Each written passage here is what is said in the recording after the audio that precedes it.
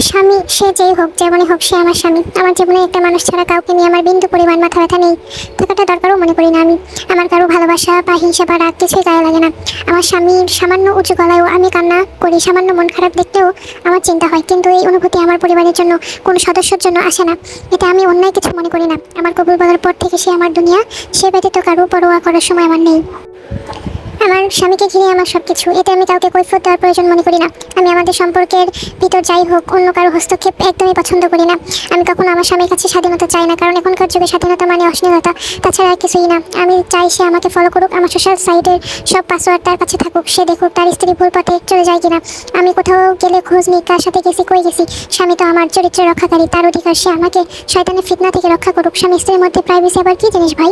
আমার বলুক মানুষ, আমি স্বামীরা ছাড়া কিছুই বুঝি না। আমার বোঝার দরকারও নাই। স্বামী আমার স্বাধীনতা, স্বামী আমার ঘর।